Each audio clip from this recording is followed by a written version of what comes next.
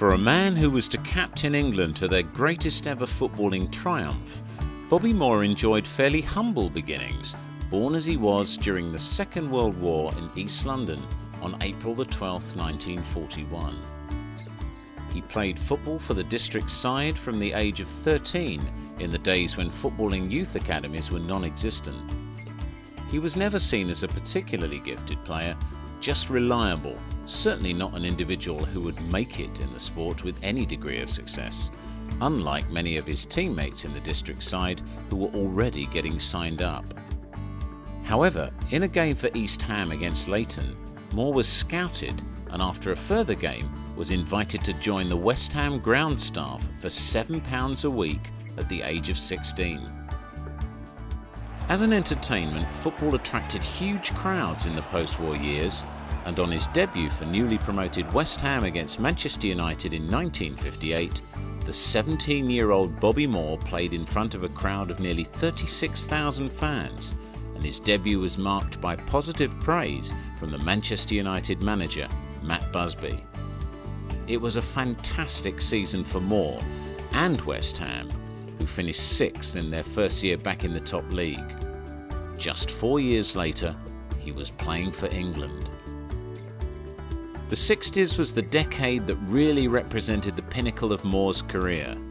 He soon became West Ham captain and took the club to its first ever domestic and international trophies, the FA Cup and the European Cup Winners' Cup, in successive years, 1964 and 65.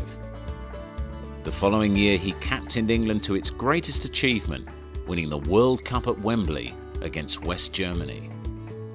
Bobby Moore was more than just a reliable defender, however. What he lacked in pace, he more than made up for through his knowledge of the game and ability to read any given situation, so that he showed up to take the ball off his opponent before they'd even realised they'd lost it.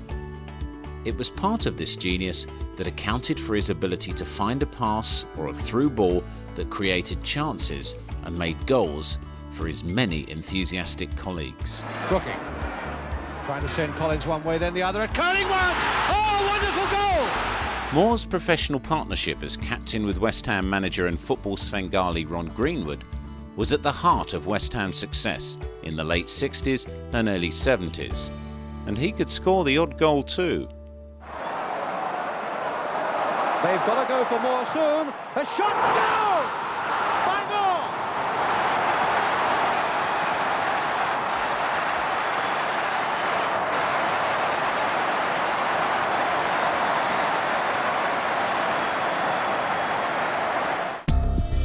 With television only covering West Ham United games 4 or 5 times a season, there is precious little new footage of Bobby Moore in action.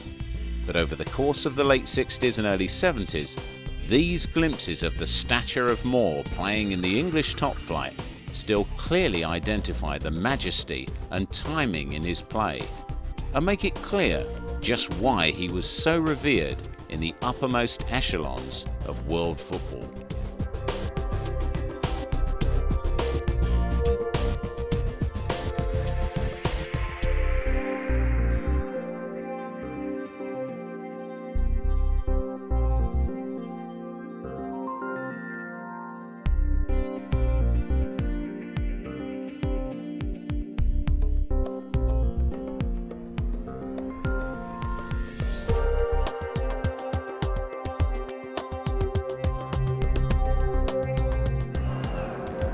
Moore taking it quickly. Bonds to Lampard. Moore in a position where he often likes to go forward and let one go, and he has, and a tremendous save by Stepney. Moore, who loves nothing better to be left in a position like that with a bit of space, and who really has a most powerful shot.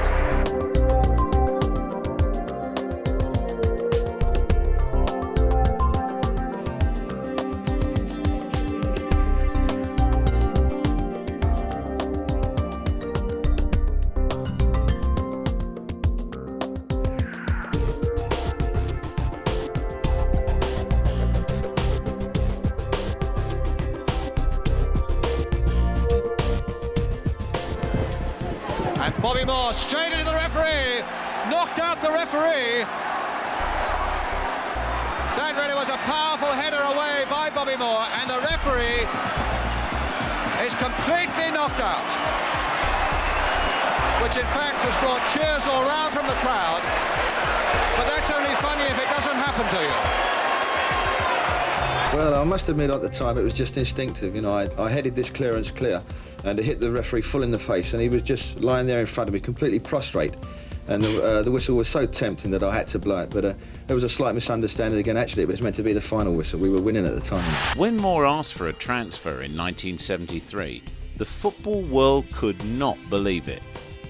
Moore could see that times were changing, however, and in 1975, aged 34, he went to Fulham, taking his career to a further height when he led the West London side out at Wembley against his old team West Ham United in the 1975 FA Cup final. Although the result didn't go Fulham's way, the match was a great end to Moore's career, befitting a player of his stature and rank. Bobby Moore retired from English football 2 years later, before moving to the States to take part in the formative seasons of the American Soccer League with his Fulham colleagues Rodney Marsh and George Best. Moore returned to England for a spell in football management and, in the early 90s, a commentary position with a London radio station. But tragedy struck in 1991 when he was diagnosed with bowel cancer.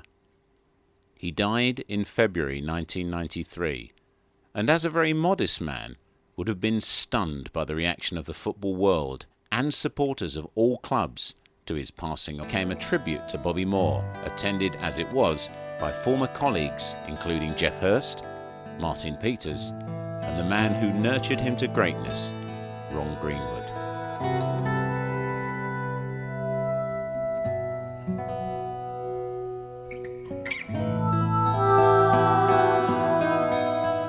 Bobby Moore still remains the most capped outfield player for England, with 108 caps.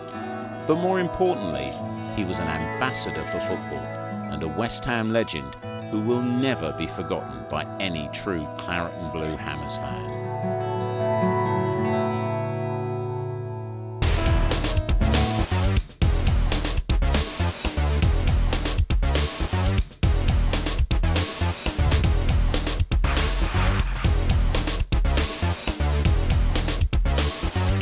Moore, McAvenny, Devonshire, Morley and Di Canio. Just 5 from the extended list of giants to grace the green blades of turf at Upton Park. And thanks to this second volume of Legends, you can now enjoy their skills again and again at the touch of a button. Keep watching this space for future volumes, detailing the achievements of some of the greatest players that have ever played for West Ham United. True legends from the Boleyn past.